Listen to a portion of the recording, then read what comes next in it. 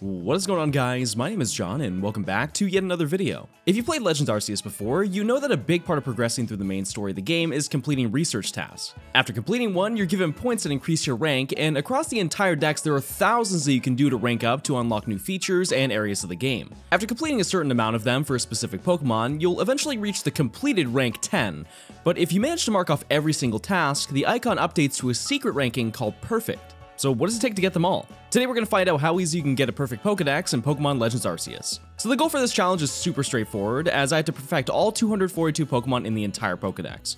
If there's a task for that Pokemon, I have to do it. I stream nearly the entire challenge on my Twitch channel to help document the process, so if you're interested in more stuff like this, I'm probably live right now working on the next challenge. Before we get into the video, be sure to leave a like and subscribe for more content. Roughly only 40% of the people that watch my videos are actually subscribed, and you can always change your mind down the road if you don't like my content. So I'm sure the first and main question you have is why? Why would you want to do this? And considering that I was asked this about 50 times a stream, I think it's a fair question. The answer is simple. Content, baby. In all seriousness, I think I'm a major completionist and just wanted to see how long it would take, and in my head, I figured this would take about 2 weeks to finish if I stream like 10 hours a day. Considering that we're now in March, I'm sure you can tell it's a little bit more difficult than that. So let's break down this challenge. In total, the base game for Legends has 242 Pokemon, with perfection difficulties ranging from, okay, I can knock all these out in 45 minutes, to, oh god, why did I even start this challenge in the first place? Now, odds are if you play through the entirety of the game, you've probably perfected around 3 to 5 entries by accident, and definitely have a lot of tasks completed if you're going for specific unlocks that we'll address a bit later. To put in perspective, if you wanted to just perfect the 3 main starter lines, it would require you to complete 282 different tasks, and we'll talk more about the other 233 Pokemon as we go along. Well, there's a lot to cover here, so let's just jump right into the challenge.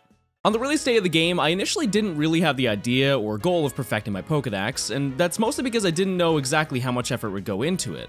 So the first few days were solely based around catching everything in order to complete the entire story. Despite that, there were a lot of really important things that I learned along these days that definitely helped with completing a bunch of the decks that I'll explain in a bit. Some big tasks completed during this time were completing the main story, doing the Spiritomb side quest, and completing a bunch of other requests which are coincidentally sometimes required in order to perfect a Pokemon. With a specific quest on screen right now, you're probably wondering, you must have got a lot of shinies doing this challenge, right? Yeah, just a couple. On the night of the 30th, I really had the urge to shiny hunt in this game because of how many encounters you could see at once, so I figured that I should perfect what I wanted in order to make my chances as good as they could possibly be. I ended up perfecting Shinx, Starly, and Wurmple, but I think it's important now just to show what the requirements are for what's considered to be an easy Pokemon to perfect. Let's take a look at Starly. So the first line requires you to catch a certain amount of Pokemon, which is a constant through every single entry in the dex. You need at least one Pokemon to register in the dex, so this one makes sense. I need to catch 25 in order to perfect it, which sounds like a lot, but if you think of how many Starly you see in one playthrough of the game, it's really not that bad. Oddly enough, the Pokemon that need to be caught the most are typically the easiest Pokemon to perfect, as there are a ton of them available in multiple locations of the game, whereas ones where you have to catch 3 to 5 are usually only available in one location. Next up is I have to catch 20 without being spotted. Because each Pokemon has their own personality traits in the wild, there are sometimes requirements where you have to figure out these traits, and they can vary dramatically depending on the Pokemon. Now you're probably wondering, if I catch a Starly without being spotted, does that count as a point for both entries? And the answer is absolutely yes. There are many opportunities where you can knock out multiple research tasks at once, so it's important to take a look at what you have to do as a whole before trying to perfect each Pokemon. The remaining ones are defeating 15 of them, catching different forms, which most of the time means gender, and then evolving a certain amount. Overall, this one took me about 30 minutes to complete, but like I said, this is the easiest one. Let's take a look at Staraptor.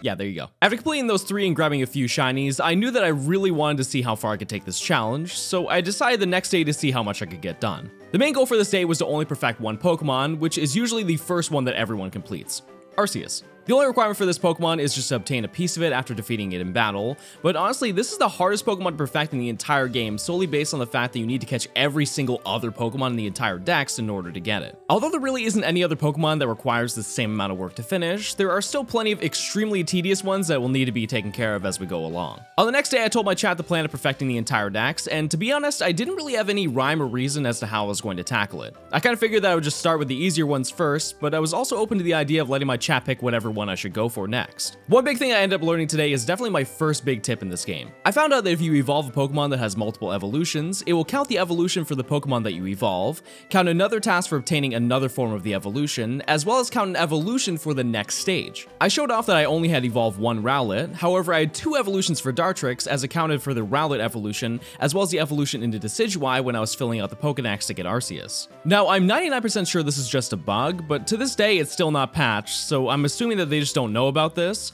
but this means that for a lot of the decks, you can finish evolutions in half the time that you're intended to.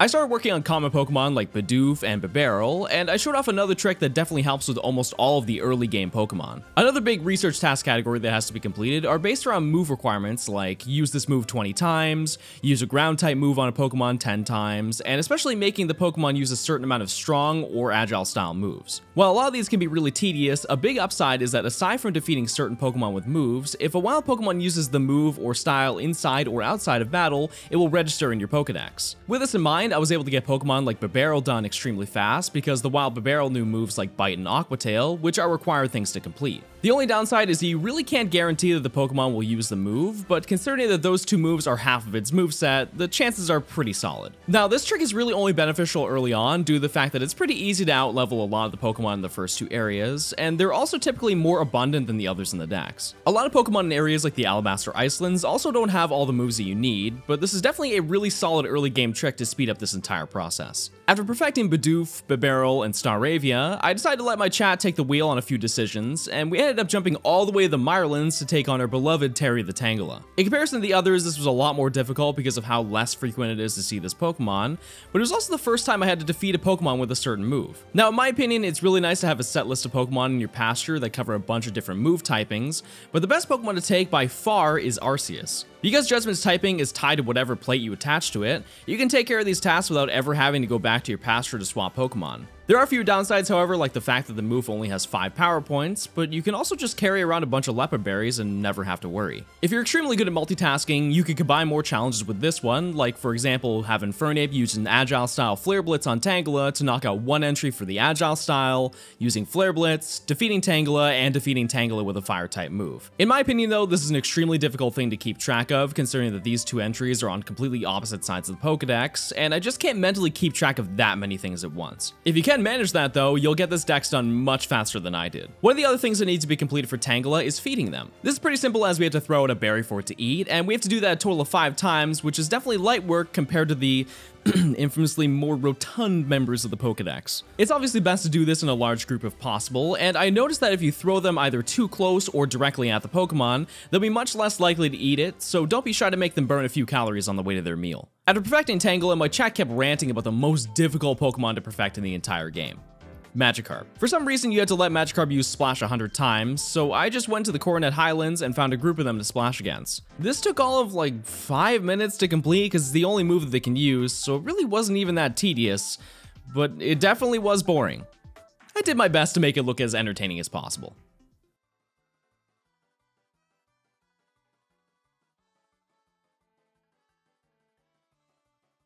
After completing that one task, I decided that from now on, I'd just go in Pokedex order aside from a few special entries, just so I had a better idea of how much more of the Pokedex I needed to complete. For the following days off stream, I started working on some more entries, and for the most part, they weren't really that bad. Except for one. Silcoon. Now you're probably thinking, how in the world could this little bug orb be any trouble? And even when I give you the reason, it really doesn't sound that bad. So for this Pokemon, you need to catch 15 of them, 20 of them during daylight hours, defeat 25 of them, and 10 of those with flying type moves. Now obviously you can combine half of those to expedite the process, but the real issue is how many are available in the overworld. Across the Fieldlands, there are a total of 10 potential spawns with about a 40% encounter rate. This means that based on those percentages, you essentially have to reload the map roughly 9 times in order to see all the spawns. Considering that 3 are on the complete opposite side of the map, you really only have 7 opportunities. Now, you're probably going to point out that I should have waited for an outbreak, and you're absolutely right, that would have gotten taken care of much faster. But realistically, the odds of a Silcoon outbreak appearing when there are like 50 other Pokemon in the outbreak rotation seems like a long wait if I'm adamant about working on this in Dex order. There is one thing that makes Pokemon like these significantly easier now, but we'll get to that a bit later. As you can probably assume, Cascoon is also the same issue, except its encounter rate is 20% instead of 40%. At the start of the stream, I was able to perfect all the way up to Beautifly, which means I took care of the first few entries with an absurd amount of requirements like Staraptor and Luxray. A majority of this day was spent doing mass outbreaks to see how good my shiny odds were, but I still took a bit of time to perfect up to Rapidash. Rapidash is the start of what I'd like to call the alpha entries. These are basically Pokemon that are almost entirely only available through alpha spawns, which usually means there's only 1 or 2 guaranteed spawns every time you load up the map. As you've probably seen, considering this is like the first alpha you encounter the entire game, there's only 1 available in the entire game, aside from the really rare mass outbreak that can happen nearby. Although catching alphas isn't too difficult once you get a strong enough team, the big issue is the amount that you have to catch and defeat. So the first big thing that you have to do is catch 3 alphas. Not too difficult, just a little annoying that you have to leave the area 3 times unless you want to wait the 15-ish minutes that it takes for them to respawn. The real tedious aspect is that you also have to catch 10 of them. Now you're probably thinking, well, you said earlier that the evolutions into a Pokemon count as being caught, so why don't you just evolve 7 Ponyta? And while that's totally possible, Ponyta evolves at level 42, and the highest level you can catch them in the wild is level 6. Even if you grind out levels for 5 at once, realistically it's much faster just to catch the 7 Rapidash, but either way it takes a lot of work to collect that many. Once again, this is a thing that got improved over the course of the game's release, so we'll just address that later. At the end of the day, I was able to complete that, as well as perfect a total of 17 Pokemon. I just want to note that you can probably tell by now I'm not going to individually address each and every Pokemon in the Pokedex and go over how easy or difficult they are, and that's to avoid from you dying of boredom. A lot of these Pokemon are extremely similar, but there are a lot of things that we still haven't covered. If you are interested in a full breakdown, you can either check your Pokedex or the link in the description that contains an entire list of all the research tasks if you really want to know them all.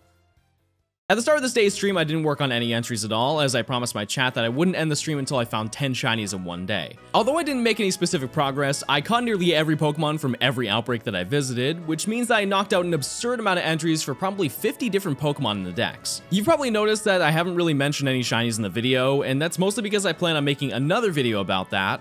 So to hold you over in the meantime, here's a very fast compilation of me giving mediocre reactions to every shiny I got on this day.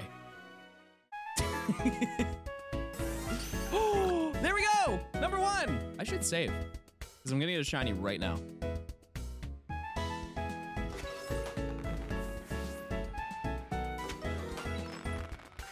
I know that kind of looks a little suspicious. All right, let's check and see if there's a shiny here. Oh my god, there's a shiny here, chat. They're all over here. Oh, wait, is that shiny? It is! There it is! I got another shiny, baby! Ooh, hello, little friend. Oh my god, that thing is amazing. Oh, it's another male Comey! Come on! No! Oh my god! What's going on? I'm legit cheating. Give me another. Add to the content. Yeah! Let's go! Before the next stream, I decided to take on what is easily the first test of patience in the entire game. The Eeveelutions. Now to start off, Eevee is a little difficult in its own right. You have to catch 25 of them, and just like most Pokemon games, Eevee is a low percentage spawn, typically around 15%. There are a few locations where you can grab them, but realistically it's just best to wait for outbreaks, and thankfully because I knew this part was going to be kinda tough, I went out of my way to catch every outbreak that I saw up until this point. The real issue are its evolutions. In total there are 8 evolutions you have to perfect, and I guess an upside is that they all have the same requirements. The downside is that you'll hate yourself after looking at what you have to do. So each evolution only has 4 categories. The first one is obtaining 5 of each of them, which aside from Vaporeon, Jolteon, and Flareon are relatively easy to complete. The main issue is that grinding evolution stones is pretty annoying considering that you can either find them as drops in space-time dimensions or exchanging them for merit points, both of which can take a really long time. Now let's talk about the actual tedious part. The moves. For some reason, you have to attack with their signature move 40 times, but you also attack with an agile style move 70 times. The amount of people that came in my chat telling me they gave up at this point from being burnt out is more than it should be, so let me break down the best way possible to do these Pokemon, as well as other Pokemon like this. The first thing you should do is get attacking moves out of the way. For Jolteon, I had to do 40 Agile style Thunderbolts, so I just ran around the map destroying everything in sight. To avoid having to heal both HP and PP, I highly suggest fighting lower level Pokemon, as well as filling up your team with as many of the Pokemon you're grinding as possible. This avoids overusing items and wasting money, as well as cutting down healing time. After completing 40 of these, you still need to complete another 30 Agile style moves. Because you also have to use Baby Doll Eyes 15 times for each of them, we're going to visit a specific Pokemon to help us out. Magikarp. Because Magikarp only knows Splash, we can just spam Baby Doll Eyes forever until we've completed the remaining 30, and even if we had to do more than that and Magikarp struggle to death, there's another 4 in this pond that we can grind off of before they respawn again. This is easily one of the biggest cheat codes in this challenge, as there are probably 100 Pokemon that require to use a specific non-damaging move, so we'll be coming back here a lot to rip through all of these. And you can obviously do this trick on really any Pokemon, it's just that the main benefit of this is that Magikarp can't deal any damage until it uses Struggle. When it came time to stream that day, I decided that since my chat really liked the last stream, I'd spend this entire stream going for Research rank 10 so I could unlock the Shiny Charm. The charm won't exactly help with my ability to finish the challenge, but I figured that since my streams are mostly just a grinding mess, it'd make it a little bit more entertaining if I had the potential to get a lot of shinies each stream as I progressed. On top of this, I spent a little bit of time trying to farm space-time distortions, as there are a bunch of exclusive Pokemon that are only obtainable through them, and some of them have a lot to complete. At the time, there wasn't really any information as to how exactly these worked, so this didn't go exactly as planned, but thankfully they're a lot easier to manage now. So essentially when you load into an area, there's an invisible timer that starts counting. Anytime that you open a menu, get into a battle, or do basically anything that isn't you just standing in the overworld, the timer will pause. After 5 minutes pass, the game will roll for a chance of a distortion to appear, starting at 20% if you've beat the game, after another 5 minutes, 30%, 5 more, 50%. At 25 total minutes, you'll have a 75% chance of one spawning, and finally after 40 minutes, you have a 100% chance of one appearing on the map. If you leave the area, rest to advance time, or enter a cave, this timer will reset. So it's important just to let the game's day-night cycle advance normally. After streaming for about 8 hours, I reached Research rank 10 on the entire dex, well, except for one. The last Pokemon that need to be perfected is Unknown, which I avoided intentionally because of the fact that it's one of the very few Pokemon you need to perfect that requires a giant quest line. All around the region you can find all 28 Unknown, and inside your Pokedex are a bunch of clues as to where each one is hidden. Although I could have looked up a guide to get this done faster, I really just wanted to experience this with my chat, so it took about 2 hours to complete this. For the next few days, I was really able to knock out a ton of the Pokedex through a lot of off-screen grinding, but also at this point I decided to pretty much stop shiny hunting to focus on getting this challenge done as fast as possible. One notable task I had to take on was for Zubat. For some reason you had to catch 20 of them during daylight hours, which is an issue because you can only catch them at night. I think the intention is that you were supposed to go to the Wayward Cave and catch them there, but only like 2 spawn at a time. The best way to do this is just wait for an outbreak and change the time to day, and you'll pretty much get all of them done in one go. To my memory, this is the only Pokemon that has a task where you have to catch them at the wrong time of day, and although this task works correctly, something makes me feel like they messed up on this entry and they just never noticed. While I was grinding Kricketune off stream, I managed to get 3 distortions, which allowed me to perfect the entire Cyndaquil line, which was super easy considering I completed every task for the starters ahead of time aside from catching 5 of each of them. I also was able to catch quite a few Porygon because they also spawn the Myrlan's distortions, but unfortunately you're required to find 3 large specimens in order to perfect it, so we'll come back later to take care of that. I also was able to farm a few Magnemite from distortions while I was working on perfecting Floatzel, which now makes it the best time to talk about how annoying this one is. As I mentioned before, you had to collect 5 of each of the distortion Pokemon, either evolving into them or catching them outright. Except for this one. For some reason, you had to catch 15 Magnemite, but on top of that, you also have to defeat another 15.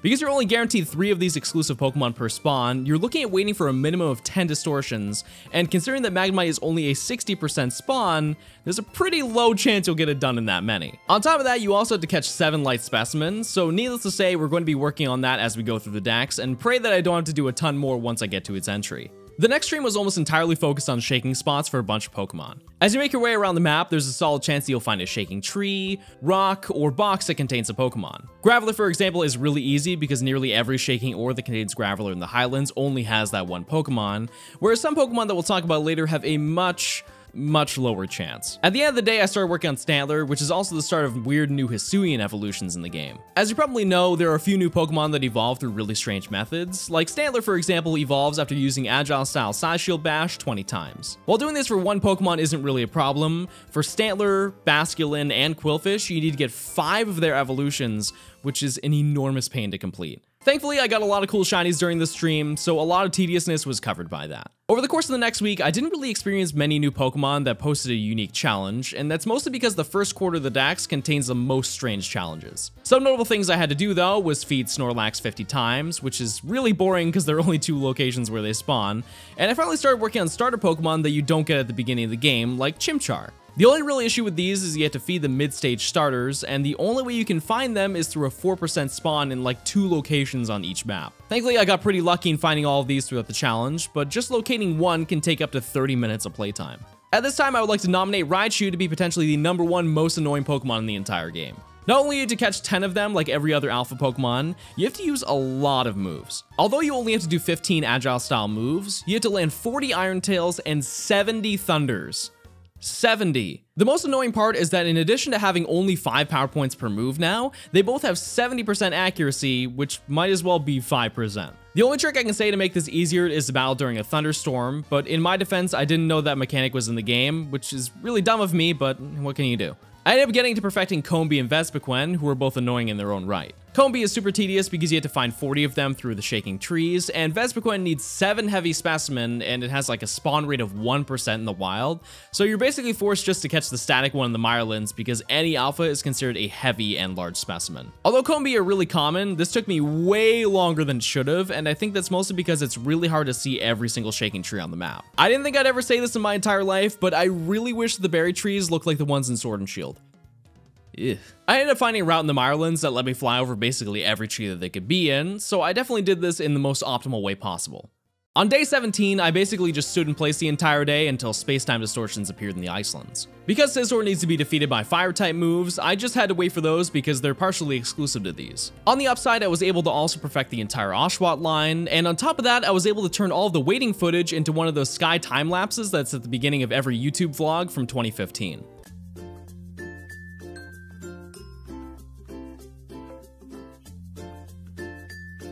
After taking care of that, I had to work on Aipom, who is easily one of the most annoying Pokemon in the entire challenge. Now, if you look at its requirements, you'd probably disagree, but Aipom needs 15 Shaking Tree encounters to be perfected, which is totally reasonable until you find out that Aipom only appears in 2 trees in the entire game. On the upside, it is a 100% chance, but these 2 trees in the coastlands are the only opportunities you have, and an overwhelming majority of the time, neither one's going to shake, which requires you to leave and then re-enter the area. This took me about 3 hours to complete, and unfortunately, in my opinion, this is still not the worst Shaking Tree Pokemon. At the start of the next stream, I managed to perfect Blissey, which meant that I was finally done with the entirety of the Pokemon that inhabit the Obsidian Fieldlands. Don't worry, that's nearly half the Pokedex. I know I made it sound like it was 20% done with the challenge, but we're almost there. At this point, I was completing like 10 entries a day, which may not seem like a lot, but each one takes minimum 45 minutes to do, so from here on out, I was streaming about 8 to 10 hours a day, grinding out the decks. Because we're now talking about my streams, this is my opportunity to ask respectfully for you to link your Amazon Prime account to your Twitch account and use your free Prime Gaming sub on me. Watch, I'll use mine on this streamer. I'm out of here. Oh my god, Johnstone, hello? Thank you so much for the sub. I really appreciate it.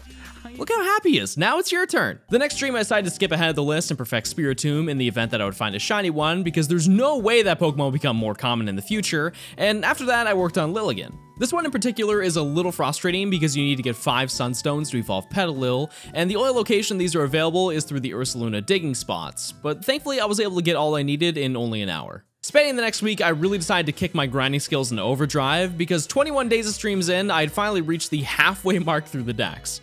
I know, it's not very good, but I'm trying. One thing that I'm very confident in saying is that the first quarter of the decks is a complete nightmare, and realistically, I've already completed the extremely difficult part of the challenge. For the most part, the rest of the decks is just generic Pokemon that need to be caught and need to use a move or a style a specific amount of times, so I was able to get a majority of the entries done really fast. The first big thing that I had to go back to was Ursaluna item hunting for, well, Ursaluna. The Peepalonk is the rarest item that can be obtained through this ride Pokemon, and once again, we're going to need 5 Ursaluna to perfect its entry. This is pretty infamously known for being one of the hardest items to get in the entire game because the drop rate percentage is probably around 1 to 5%, but with my severe hacking abilities, I was able to farm up 4 in just an hour.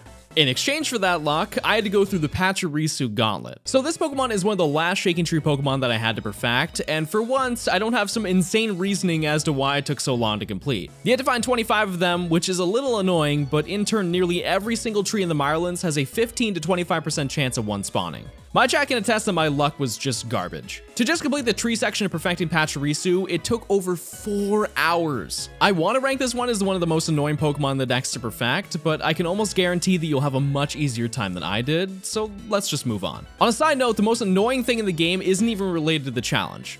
It's this. I don't want to walk. Okay, well, you know what? I'm just gonna walk on.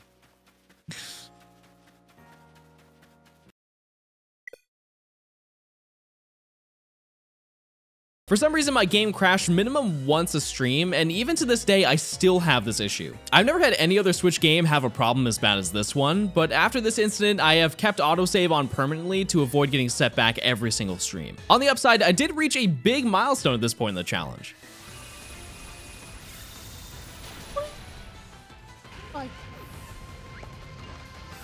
All right, we've done it. We have done it. I have successfully reached 100,000 points. Here we go.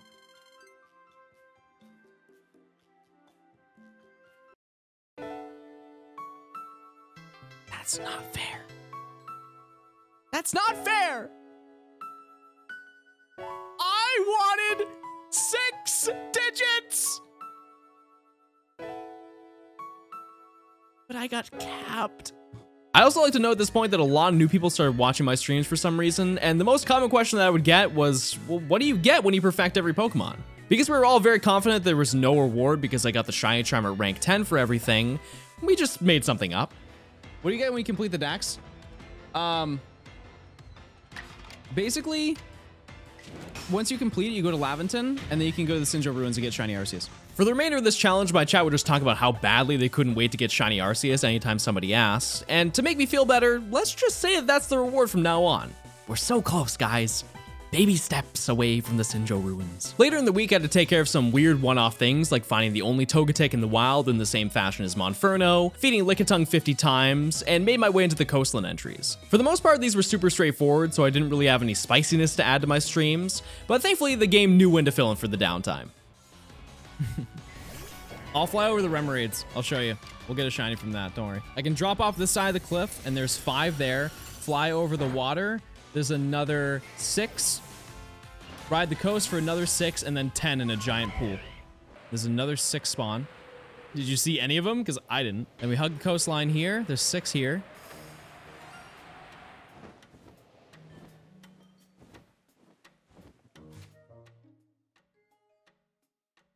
And as I told you, pretty good chance of you getting a shiny. Now let's talk about baby Pokemon. For all the Johto baby Pokemon, you have to catch one while it's sleeping in the wild. Is there a way to guarantee this? No. So all we have to do is wait.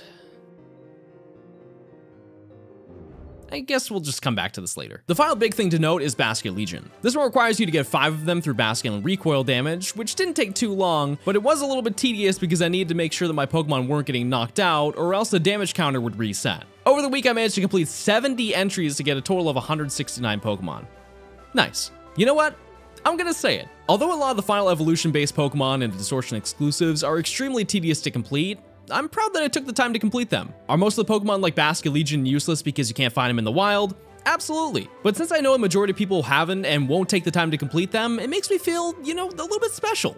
It's just nice to know that...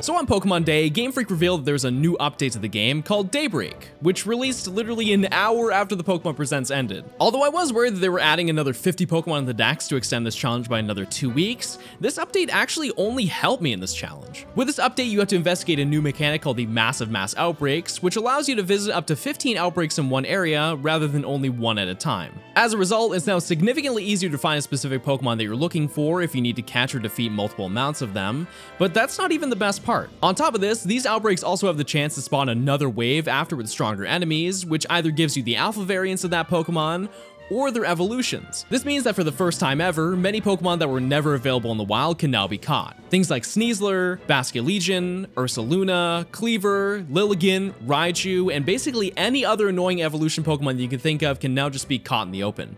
Am I salty? A little, considering I'm nearly done with the entire challenge, but on the upside, I can hunt the Hisuian starters a little bit easier because they added those too. This means that basically all the little annoyances like finding the bug balls, feeding mid-stage starters, and catching a certain amount of alphas are basically non-existent and can be taken care of in only a few map resets. The only thing that was severely missed in this was the lack of Eevee and the rest of the Distortion Pokemon like Magnemite, but because of that, I'm pretty firm they're going to add another update soon where instead of outbreaks, there'll just be a bunch of distortions on the map to make it easier to perfect those. In addition, they added marks for completing the Path of Solitude for each Pokemon in the Dex, and I know there are going to be comments like, oh, well, he didn't actually perfect the Dex because because he needs to get the mark and shiny for every Pokemon, hee hee ha ha. My brother in Christ, I would like to go outside at some point this month. For the next couple of days, I really took advantage of this new mechanic, as I was able to finish the entirety of the coastlands through farming Pokemon like Finneon, Lumineon, and Tentacool through the outbreaks. Magby coincidentally could also spawn in the coastlands, so you know what I had to do.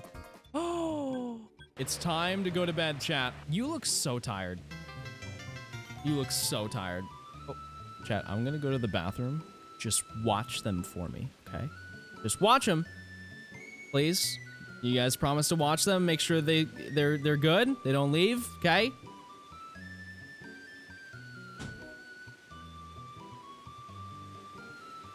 Oh, it's sleeping.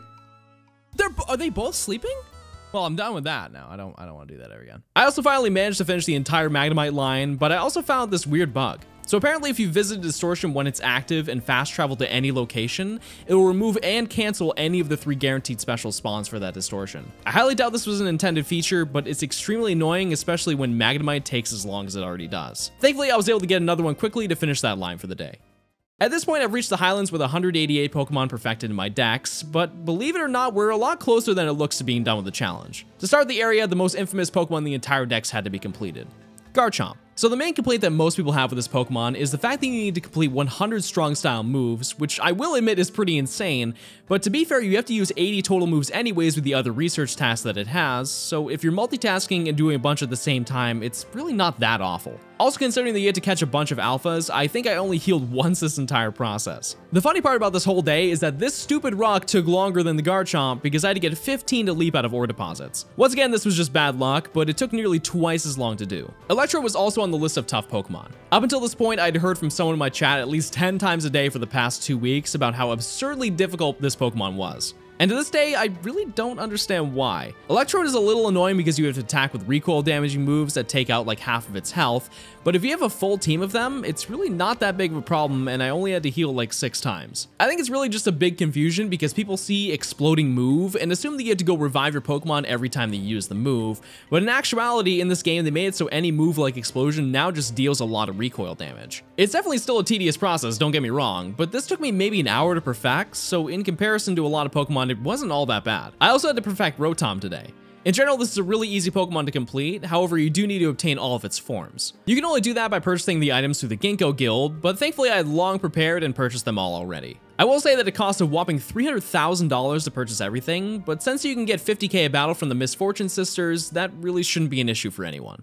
On the next stream, I managed to finish up Shieldon and Cranidos lines to complete every Distortion exclusive Pokemon, as well as all the Pokemon in the Highlands. I actually took care of this the day before because I knew that waiting for Distortions to appear on stream were going to be super annoying, but aside from dealing with Rampardos' recoil damage, they were really easy to complete. With 4 of the game's maps completed, it was time to go to the Icelands. This, as well as the Highlands, has only like 20 Pokemon each, so there really aren't that many notable Pokemon to cover that actually took a lot of effort to complete. Bergmite was a little annoying because you had to find those in ore deposits, and those are nearly impossible to spot in the sky in the snow, but thankfully this is the last shaking spot Pokemon in the entire game, so it was very hard for me to complain. On day 33, I was officially seeing the end of the challenge. The hardest 2 that were left to complete were Zoroark and Lucario. Zoroark is a little annoying because you had to catch and defeat 10 of them, but thankfully with the massive mass outbreaks, I was able to get this taken care of in only 2 outbreaks, so I cannot vouch any harder this is the best method to really make a fat dent in your Pokedex. Lucario was not only the last alpha Pokemon to perfect, but it was also pretty much the last hard Pokemon in the challenge. Just like a lot of the others, I had to use 70 strong style moves, but at this point I had it down to a science, so it only took like an hour and a half to complete. Believe it or not, but at this point I perfected nearly every Pokemon in the Pokedex. The remaining entries are just the mythicals and the legendaries, which means that every Pokemon that is encounterable in the wild now is perfected in my decks, which is probably the most insane feeling of relief that I've ever felt in the video game. Because it really didn't take too long to do the non-special Pokemon for the day, I let my chat vote for which legendary I'd start first. Yeah, so my chat humbled me real quick by choosing the worst legendary in the entire game to perfect. For some reason, you have to use self-destruct 40 times for Azelf, but thankfully this move doesn't knock you out, so I just healed after every single time that I took damage, and I was able to get this done relatively fast. Out of all the remaining Pokemon, the Lake Spirits take the most work, considering you have to do 40 strong and 70 agile style moves. After perfecting Azelf, I ended the stream, and I was pretty confident that I'd finish the rest of the decks in the next day, but just to be sure my stream wasn't going to be 32 hours long, I grinded out the rest of the Lake Spirits and finished each in like an hour. Just to test a little bit further, I also worked on Heatran and finished that in about 30 minutes, so with 229 Pokemon perfected at this point, I knew that tomorrow I'd see the end of the challenge. On the last day of the challenge, I had 13 Pokemon left to perfect, and to be honest with you, I really don't have much to say. Out of all the Pokemon in the Pokedex, the Legendaries and Mythicals might be the easiest ones to perfect, and that's completely because you can only catch one of each aside from Fione, so any requirements of catching certain heights or weights, feeding, stealth catches, flying encounters, alphas, all of that is non-existent. All you have to do is just grind out a few moves and work on agile or strong style moves, which total is 65 for each, but once again, there are enough moves that you have to do that will take up all the work anyways. In total, each Pokemon took me about 30 minutes to complete, with the exception of a few like Cresselia because I needed to use healing moves, and Fione because it took like 10 minutes because I only needed to use 25 strong style moves to complete. I really wish I did have more to say about this, but the entire stream was just me running around the fieldlands, ruining the population of every Pokemon that unfortunately passed my sights. Hopefully though, this final part of the challenge captured how much it meant to me to finish this. Who is the final target, chat? I've got one more after this, Starly. Who is going down last? Do I dare take on Monkey? I just might. Bring it on! One more move!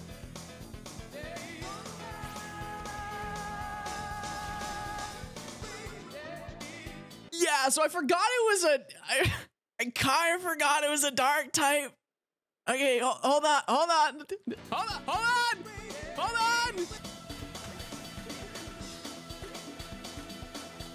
The final move. We did it! You were here! After completing every entry, my chat knew what I needed to do. It was time to get our shiny Arceus. Let's go talk to Laventon. Now that my dex is perfected, let's find out with this beautiful, beautiful array of Pokemon, you gotta get a banger reward. You know I expect great things of you. Carry on the good fight out there. All right?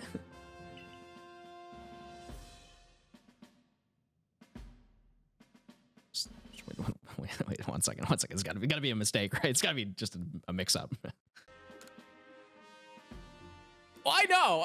Just maybe you talk to Silene. Maybe just talk to Silene. Silene's got something to say. Hey, Silene! Hey, you reached the highest possible rank. Yeah, that was like a month ago. But yeah, you forgot. I just did. The dex is done, baby. So I'm starting to think there's no shiny Arceus in the game. Let's check the map.